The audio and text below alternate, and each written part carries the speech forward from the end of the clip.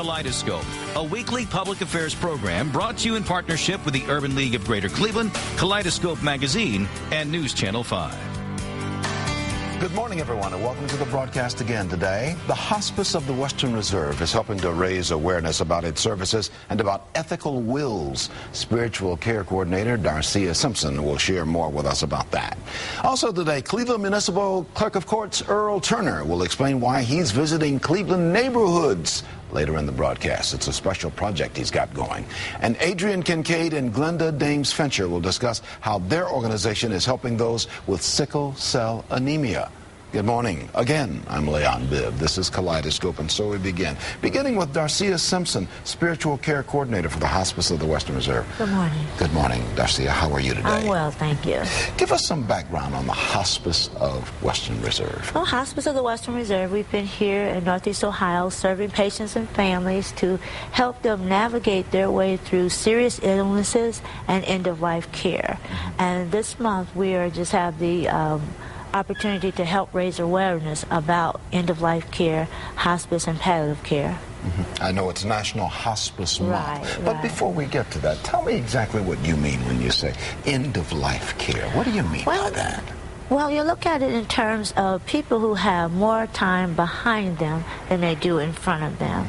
And that patient and that family, they're going through a serious illness. We used to say the word terminal illness, but we also care for people with chronic illnesses. That's why our palliative care team is there.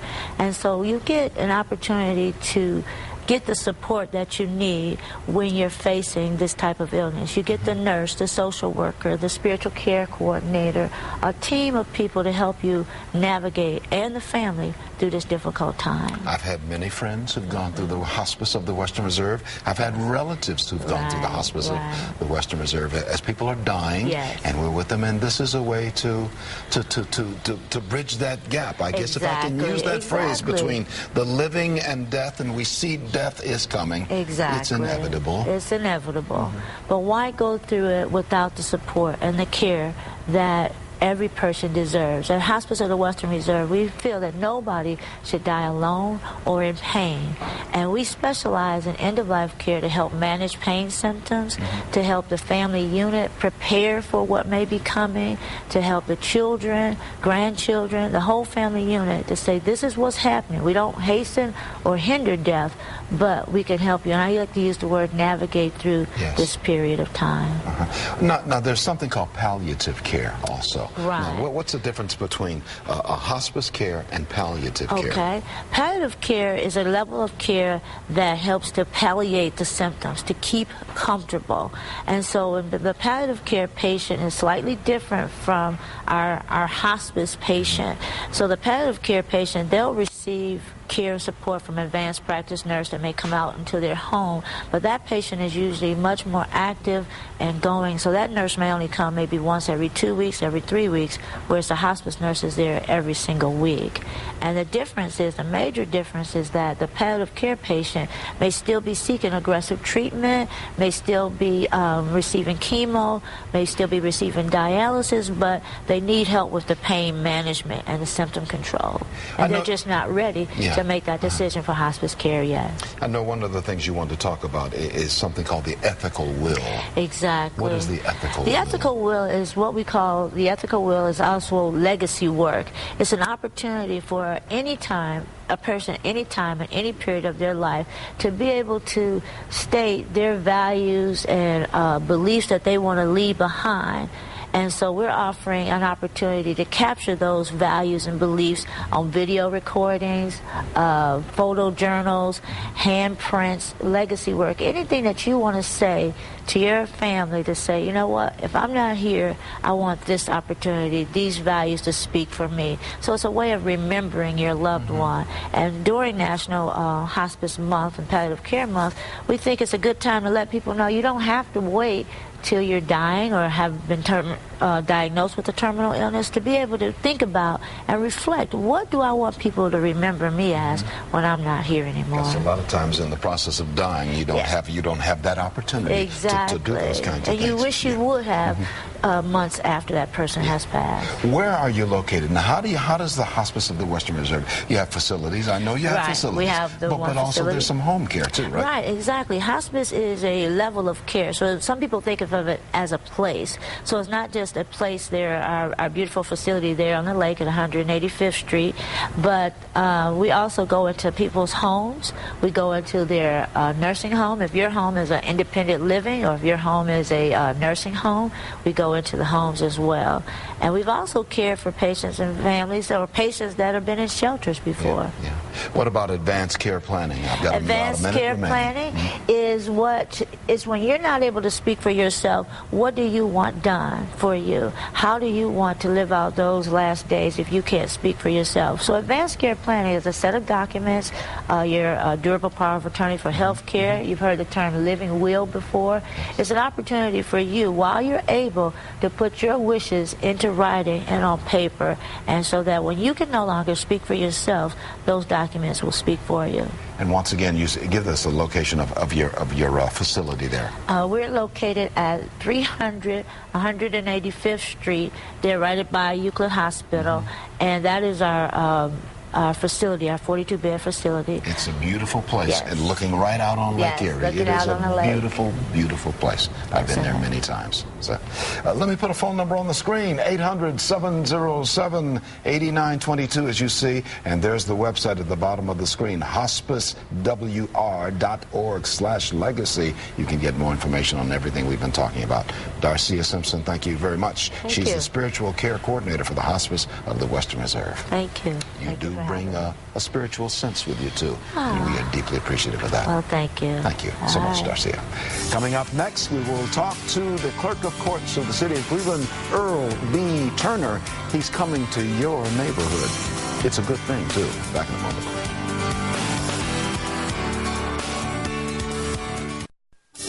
Welcome back to more of Kaleidoscope. The Municipal Clerk of Courts, Earl Turner, for the City of Cleveland, has been visiting area neighborhoods, and he's here to explain this morning why he and his staff have been on the road with Earl Turner, the Clerk of Courts of the City of Cleveland. Hey, Earl. How are you? I'm okay. How's it going? Good. We're just really busy. We've taken the court into the community. It's called In the Neighborhood, and we going out to serve people. What do folks say when the court goes into the neighborhood? Well, for some people it's unique because they've never heard it before. And what we do is we go out, we set up on corners, we set up in lots, we set up in churches. We've been on the east side, on Denison, Clark, Central, Cedar, and we set up on Central, and they were actually resurfacing the street, and we weren't aware of it. And we still had 50 people come. even while the street resurfacing was going on. They found a way to get around the trucks. Now, why are they coming to court on the street? What is it? Who are the folks that are appearing in before the Clerk of Courts? It's a combination of people. Some who actually have warrants, some who have parking tickets, some people who had civil cases, and they may have filed a case in our civil division, and they don't know what to do. So they're actually coming to us and say, well, one lady, she filed a small claim. She never got paid for the small claims. So she came to ask us, what can I do? And what we did was we researched it for her and found out there was an estate that she was able to attach. So people are just asking a variety of questions, but the largest group of people are people who have failed to make appearances in court. And this is an opportunity to make good with the law. This is a great opportunity because we go out, we set them up on new court dates, we tell them exactly what they need to do, we give them information about the Bureau of Motor Vehicles, because there's a big confusion about the Bureau of Motor Vehicles, and people don't know how, once they get in a cycle where they have a warrant block, and they missed a court date, and they have a capias, a warrant issued for them, and their license are suspended, it's very difficult. And then the BMV on the back end, people have so much to go through. So we tell them how to get into payment plans, even with the BMV, how to go through our court to get into a payment plan so you can get your driver's license back, and so how you can get the warrant. And so how you can drive legally. So it's better to show up. It's better to show up in court when you're supposed to go to court. It's always better to show up when the ticket is issued. If you didn't show up and you've got this hanging over your head, here's an opportunity to make good if you go out in the neighborhood. Right? Yes. We go out in the neighborhood and we find all those problems and we try to guide people in the right direction. Can people just come up to you if they know that you're going to be set on the corner of so-and-so? Yes. Can they just come there and say, I know you guys are looking for me, I want to turn myself in, or I want to do this? Most people don't realize that even if they miss their court date, all they need to do is come down to the Justice Center and come to the Clerk of Court's office and we'll set them up on another court date. A lot of people don't know that. They get afraid. They want to stay away from that building. People are frightened that they're going to be arrested. And so by us going into the neighborhood, it removes that fear that they're going to be arrested. So where do you go to from here now? You're on the road. You and your staff are on the road. Like the late Charles Kuralt, the newsman of CBS News, on the road with Earl Turner. Where's your next one? Where's your next one? We are setting up in churches, inside locations. We've been outside this summer, and so we're now going to be setting up in some churches, barber shops. Now, how do people find out where you're going to be? We're going to be putting it on our website, and then what we do is there are people that invite us to these locations. So if it's the barber shop, we were just at Dave's on the west side. The supermarket. The supermarket on Ridge. And Dave's passed out about 400 flyers to their customers, letting their customers know that we would be at the location at Dave's. So Dave's supermarket has been a great partner with us too. Let's go see the judge and you're there and your staff is there and members of your staff are there. Speaking of the people with warrants on them, you know the story some weeks ago out at Mount Zion Church out in Oakwood Village. 7,400 people turned themselves in. They had outstanding warrants. Here was a chance to surrender and make good out of it without being handcuffed. Were you impressed by that number? We were overrun, actually, by the number. And actually, we couldn't serve them. There were just so many people that came out, so we had to set up additional dates. And so actually, the fugitive safe surrender that people think ended 4 days ago will not end for Cleveland Municipal Court till after November. We have court dates going, extra court dates on Fridays, on Mondays. The judges are working overtime. We're trying to serve all those people that came out to fugitive safe surrender. So we had to give those people a get out of jail letter until their actual court date. And so now people are calling in. We have a special phone number where people can call in and get their court dates and come in for fugitive safe surrender. It was just too many people. And the line, it started at the front door. It went around the church on Saturday. And it started all the way back. There were so many people. Well, let's hope people take advantage of this on the road program that the Clerk of Courts is doing right now. They can call and get more information as to where you're going to be located. Yes, they can. At 664-6106. Yes. And you'll be putting what's your website also? It's www.clevelandmunicipalcourt.com. clevelandmunicipalcourt.com. Yes. .org. .org. clevelandmunicalcourt.org. Yes. You can get more information on everything we've been talking about, or certainly they can call 664-6106. Yes. Earl Turner, the Clerk of Courts. Good to have you with us. Thank you for having me. On the Road with Earl Turner. That's the name of, you got a reality show. Get started. I'll take a break. I'll be right back in just a moment. We are doing Kaleidoscope today, and welcome back to the broadcast. The founder and executive director of Kincaid's Kindred Spirits Incorporated, Adrian Kincaid, and medical analyst Glenda Dames-Fincher are here to talk about the mission of the organization and how they're making individuals more aware of sickle cell anemia. Good to have you with us, Adrian Kincaid and Glenda. Dames-Fincher, who's sitting on the outside, Adrian next to me. Well, what is Kincaid's Kindred Spirits? You're the founder of it and executive director. What is it? Well, Kincaid's Kindred Spirits, we're Citizens for Healthy Living, sickle cell community outreach, adult and support group for youth. And how does that work? What do you do? What we do is we go out into the community to reach adults and youth who are affected with sickle cell anemia, to teach them how to take better care of themselves so they can live productive and long lives. Glenda, give me a thumbnail sketch, just a little sketch of what is sickle cell anemia.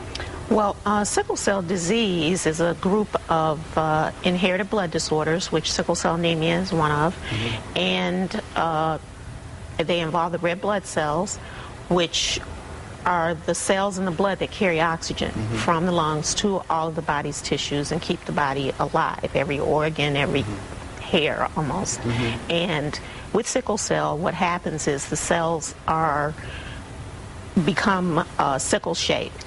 The shape of a moon, a crescent half moon. Crescent moon. And when that happens, the cells become very sticky, rigid. They don't flow through the bloodstream easily, and they begin to cause clogs throughout the system. This causes severe, excruciating pain and damage to the organs. And there's a hereditary piece to all of this, too. Yes, it is a inherited disease. It is the most common inherited blood disorder in the world. There's over 10 million people in the world with the disease, over 100 million carriers.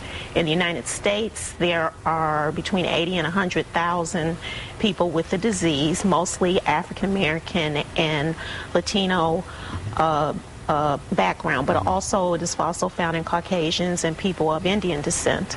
Adrienne, what's your vision for the organization, Kincaid's Kindred Spirits? What's your vision?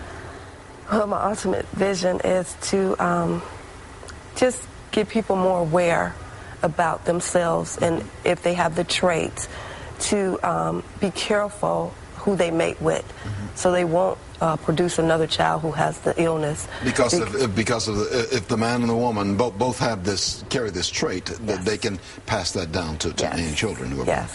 And you can carry the trait without actually having the disease. Am I correct? Yes. So if you're more aware of what you are and what you have, you won't carry this devastating illness on to someone else. Yeah. Why the name Kincaid's, that's your name, of course, Kincaid's Kindred Spirits? Well, what's that mean? Well, Kincaid is, like you said, it's my name, and I wanted to leave something behind once I'm gone. Kindred is bringing, something that you have in common with someone else, and then the spirit of it all, it just brings it all together, because we all have the same thing that we carry in common, and that's sickle cell anemia. So what's the message that you take out, Glenda Dames Fincher? What's the message that you take to the community? What is it that you want the community to understand? Well, first off, that particularly children with sickle cell disease are getting support. There are agencies and some government funding, not as much as we'd like, but when people are living longer now with better care, we have adults that really need support also with sickle cell disease. The average age used to be about 18, and now the average age is about mid-40s. So we really need services for a very devastating chronic illness. We also need people, particularly African Americans, to increase blood donation. Sickle cell patients can use about 100 or more units per year of red blood cells. There's an educational component. You're trying to make the public aware of the needs out there.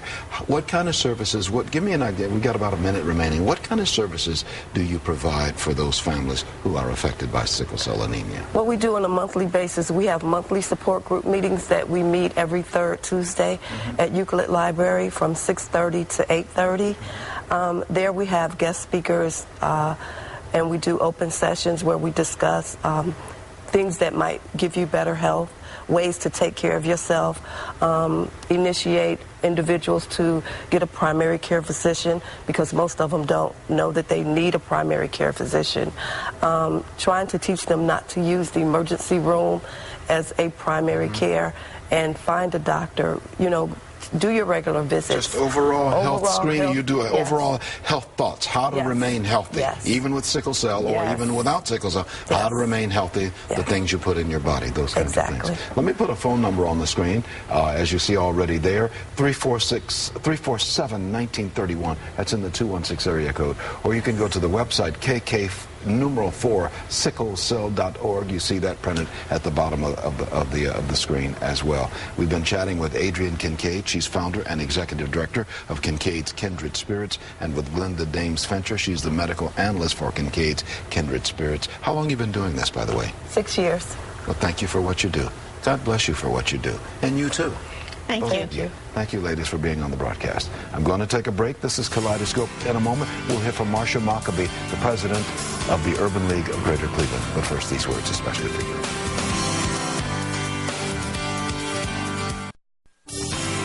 Here's Marsha Maccabee of the Urban League of Greater Cleveland. She's the president. She's with us often at the bottom of the broadcast to offer words of wisdom and a comment. What's your comment today, my good friend? Well, my good friend, my comment today is I want to let the community know about something really important that we have going on at the Urban League. We have just launched a youth entrepreneurship program. As you know, we have a small business development center that is a part of our entrepreneurship center, and a minority business assistance center that is really for all stages of entrepreneurship assistance for those folks. And so we couldn't leave the youth out.